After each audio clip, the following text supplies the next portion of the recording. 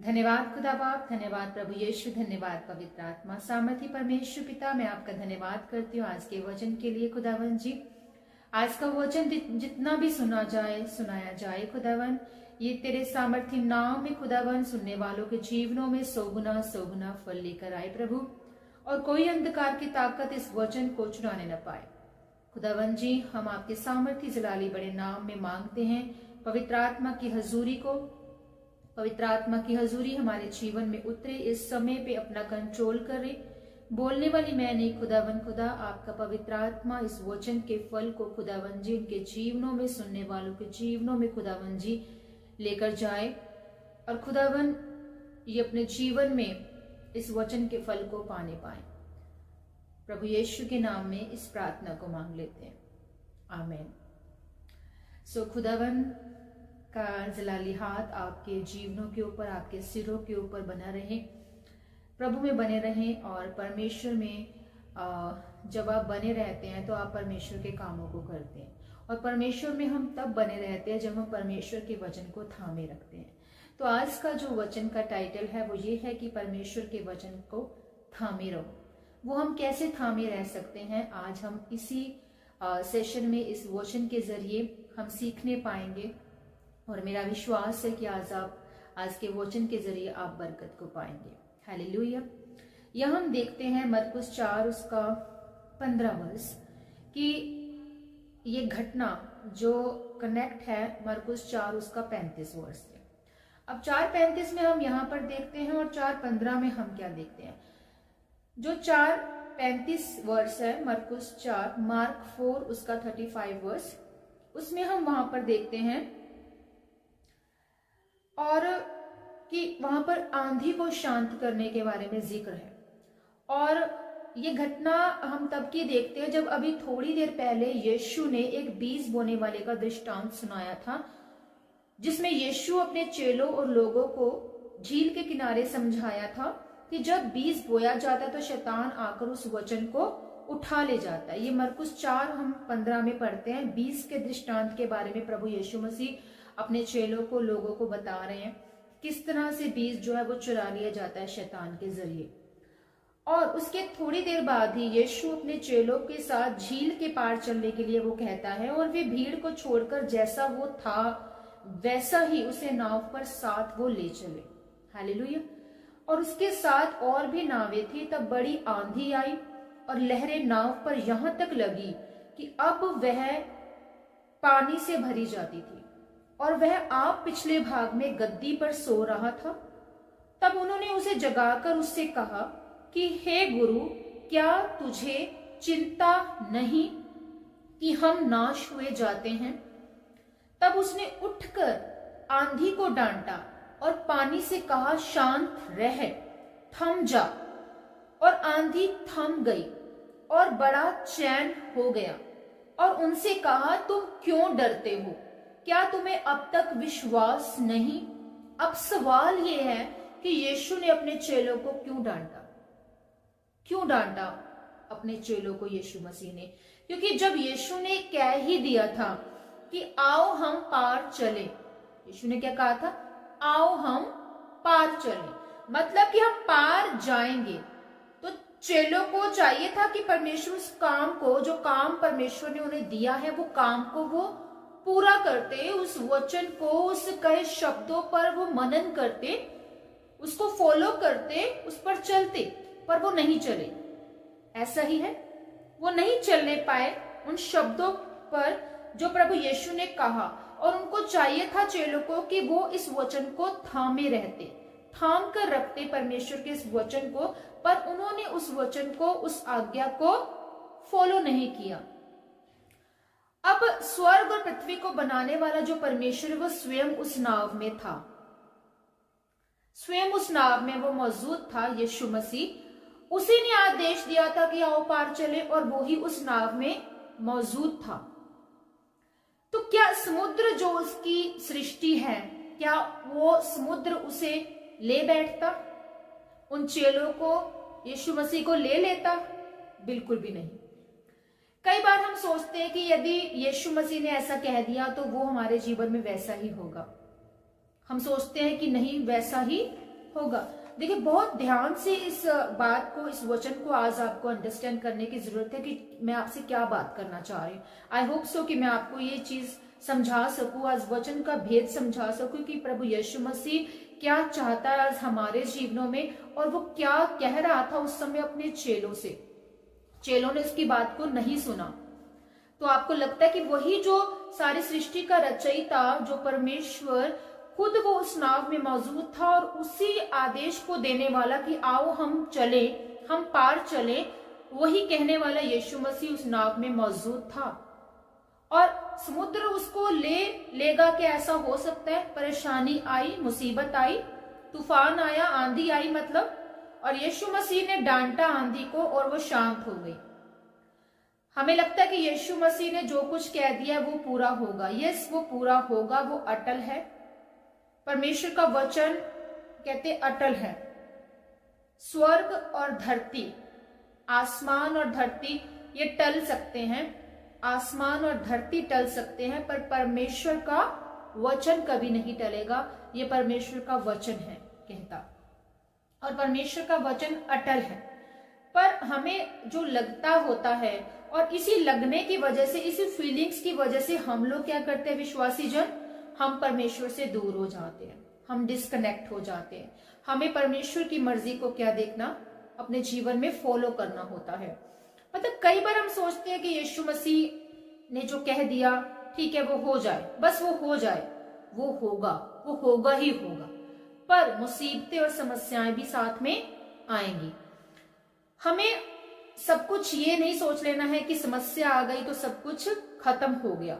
मतलब फेल करने के लिए शैतान आता है आपके जीवन में, आपको असफल करने के लिए शैतान आपके जीवन में आता है। वो बहुत सी आंधी और तूफान आपके जीवन में लेकर आता है। आंधी और तूफान का मतलब सुख भी आएंगे अगर, तो साथ में दुख भी आते हैं। तो लेकिन याद रखें कि प्रभु ने यहाँ कहा है, क्या कहा मैंने आपको, कि धरती और आकाश टल जाएंगे पर उसका वचन कभी नहीं टलेगा। हालेलुया, आमीन। तो प्रभु ने कहा मेरा वचन पूरे हुए बिना नहीं टलेगा। समस्या भी आएंगी, आंधी तूफान भी आएंगे, लेकिन आपको और मुझे उसके वचन में बने रहना है। उसके वचन को हमें क्या करना है, थामे रहना है। उसके वचन को हमने क्या करना है, मनन करना है। Praise the Lord. क्योंकि वो वचन पूरा होकर रहेगा, चाहे जो कुछ भी हो जाए। उस वचन के विरोध में सारी परिस्थितियां और हवाएं चलेंगी, पर परमेश्वर का वचन पूरा होगा। कुछ भी हो जाए, परमेश्वर का वचन पूरा होगा। जैसा कि यूहन्ना 1 उसका 3 वर्ष हमसे बात करता है कि सब कुछ उसी के द्वारा उत्पन्न हुआ, और जो कुछ उत्पन्न हुआ है उसमें से कोई भी वस्तु उसके बिना उत्पन्न नहीं हुई। आमीन। परमेश्वर की प्रतिज्ञा को हमें, इस प्रतिज्ञा को, इस वचन को हमें अपने जीवन में लेना है, और हमें क्लेम करना है कि हम परमेश्वर के द्वारा उत्पन्न हुए हैं। उसके लहू से हम यीशु मसीह के खरीदे गए हैं। अब उसका डीएनए हमारे अंदर है। हमारे तमाम श्राप, तमाम जो कर्सेस जो हमारे दादा बाबा से या हमारी माँ या नानी के थ्रू हमारे चल रहे थे, वो खत्म हो चुके हैं। वो तमाम वेदियां ढह चुकी हैं जो हमारे माँ बाप या हमारे बुजुर्गों के थ्रू थी। तो अब परमेश्वर की वेदी लग चुकी है। अब परमेश्वर का जो सिंहासन है, हम उसके आगे झुकते हैं। हम परमेश्वर, सर्वशक्तिमान परमेश्वर के आगे झुकते हैं, और हम परमेश्वर की अब संतान हैं। तो जब आप इन बातों को क्लेम करते हैं कि हम परमेश्वर से उत्पन्न हुआ, क्योंकि परमेश्वर ने कहा सब कुछ उसी के द्वारा उत्पन्न हुआ है, और अपनी आशा के अंगीकार को हमें यहाँ दृढ़ता से थामे रहना है। इब्रानियों 10 उसका 23 वर्ष कहता है कि अपनी आशा के अंगीकार को दृढ़ता से थामे रहो, क्योंकि जिसने प्रतिज्ञा किया है वो सच्चा है। कौन सच्चा है? परमेश्वर सच्चा है। जिसने ये प्रतिज्ञा की है वो सच्चा है कि अपनी आशा के अंगीकार को हम होप से, पूरी विश्वास के साथ, उम्मीद से, विश्वास से जब हम वचन को क्लेम करते हैं, उस वचन में दृढ़ता में हम चलते हैं कि सब कुछ परमेश्वर के द्वारा उत्पन्न हुआ है। मैं परमेश्वर की रचना हूँ, आप परमेश्वर की रचना है। तो सब कुछ परमेश्वर के द्वारा जब उत्पन्न हुआ है और हम उम्मीद से, विश्वास से हम परमेश्वर की ओर देखते हैं, तो यकीन माने वो प्रतिज्ञा देने वाला, प्रतिज्ञा करने वाला परमेश्वर सच्चा है। और जब वो सच्चा है तो हम उसकी ओर देखते हैं तो हमारे जीवन में सब कुछ संभव होता है। पर हम चीजों को, परिस्थितियों को असंभव होता हुआ जब देखते हैं, वो शैतान की साजिश हमारे जीवन में होती है। यीशु मसीह ने इब्रानियों 13:5 में कहा कि मैं अपने लोगों से एक वादा किया है कि तुम्हारा स्वभाव लोभ रहित हो और जो तुम्हारे पास है उसी पर संतोष किया करो, क्योंकि उसने आप ही कहा है कि मैं तुझे कभी ना छोड़ूंगा, कभी ना तुझे त्यागूंगा। यहाँ पर सर्वशक्तिमान परमेश्वर का वचन कहता है कि मैं तुझे कभी ना छोड़ूंगा, कभी ना त्यागूंगा। क्या धन, क्या आपके और परमेश्वर के बीच में आ सकता है? आ सकता है, बहुत से लोगों के बीच में आता है। पर आपको ये बात याद रखनी कि स्वर्ग राज्य को कोई धन खरीद नहीं सकता। इस धरती पर आपके और परमेश्वर के बीच में धन आ जाता है, पर स्वर्ग लोक को कोई धन खरीद नहीं सकता। और आपके लिए जीवन का 1 मिनट भी वो धन खरीद नहीं सकता, नहीं खरीद सकता। जो धन हम बटोर रहे हैं वो यहीं पर रह जाएगा। लेकिन यदि आपके पास यीशु मसीह है तो आपके पास सब कुछ है, क्योंकि वही जीवन है, वही मार्ग है, वही सत्य है। प्रभु यीशु मसीह ने ऐसा कहा है कि मैं ही मार्ग हूं, मैं ही सत्य हूं और मैं ही जीवन हूं। अगर आप इस सत्य, इस जीवन, इस मार्ग पर चलते हैं तो आप विजयी होते हैं, अनंत जीवन को अपने जीवन में देखने पाते हैं। हालेलुया। तो हमें क्या करना है? हमें अड़िग बने रहना है, दृढ़ बने रहना है, स्ट्रांग बनना है। हमें पवित्र आत्मा की हजूरी में जीना सीखना है, उसे मांगना सीखना है। अगर पवित्र आत्मा नहीं है तो प्रभु यीशु ने कहा कि जब पवित्र आत्मा आएगा तो वो तुम्हें मेरे वचनों से लेकर तुम्हें सिखाएगा, सामर्थ देगा। इसलिए उसके वचन में अड़िग बने रहो। जो युद्ध आप लड़ रहे हैं, यदि आप प्रभु पर भरोसा करते हैं तो संग्राम यहोवा का है और वो आपके पक्ष में वो लड़ेगा, आपके पक्ष में वो खड़ा हो जाएगा। आपका युद्ध आपका नहीं होता, फिर वो परमेश्वर का बन जाता है। परमेश्वर आपके लिए खड़े हो जाते हैं। आप बस उसके वचन में आपको बने रहना है। संत पौलुस ने रोमियो की पत्री 8:38 में कहा है, क्योंकि मैं निश्चय जानता हूं कि ना मृत्यु, ना जीवन, ना स्वर्गदूत, ना प्रधानताएं, ना वर्तमान, ना भविष्य, ना सामर्थ, ना ऊंचाई, ना गहराई और ना कोई और सृष्टि हमें परमेश्वर के प्रेम से, हमारे प्रभु यीशु मसीह से अलग कर सकेगी। आपको कोई भी ताकत परमेश्वर के प्रेम से अलग नहीं कर सकती। अगर आप परमेश्वर में विश्वासी हैं, अटल हैं, अड़िग हैं, अड़े हैं, खड़े हैं, निश्चय और विश्वास की लड़ाई से आप जीत चुके हैं शैतान के ऊपर, आपने विजय हासिल कर लिया है, तो आपको कोई भी ताकत दुनिया की परमेश्वर के प्रेम से अलग नहीं कर सकती। हालेलुया। परमेश्वर के वचन को हमें क्या करना है?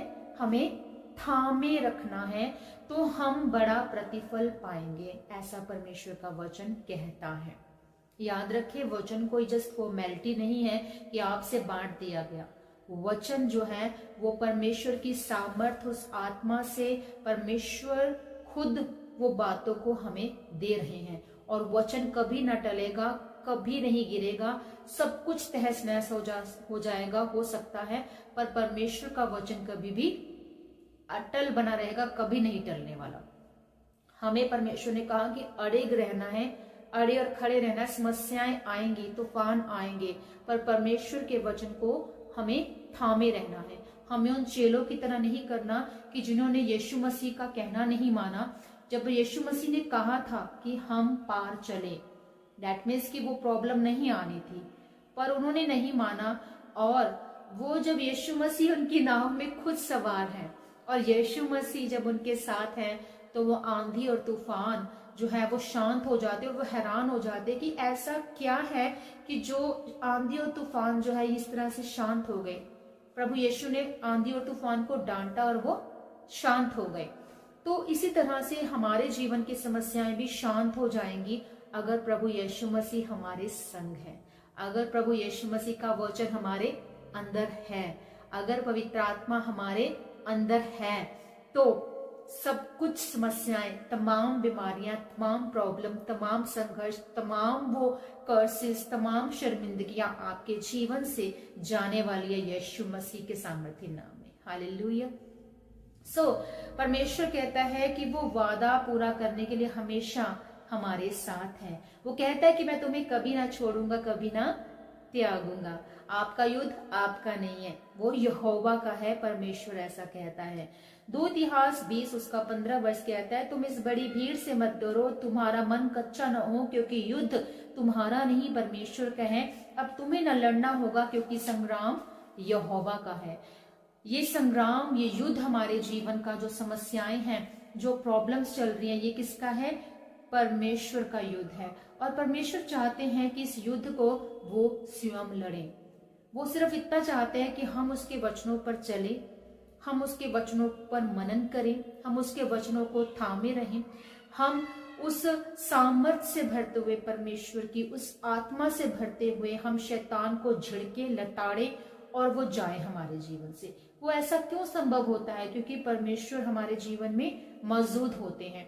परमेश्वर चाहते हैं कि वो हमारे युद्ध को लड़े, वो हमें तमाम समस्याओं से, तमाम प्रॉब्लम से हमें बाहर निकाले। खुदावन आप सबको आशीष और बरकत दे इस वचन के जरिए, और आप सब ब्लेस है खुदावन यीशु मसीह के नाम में।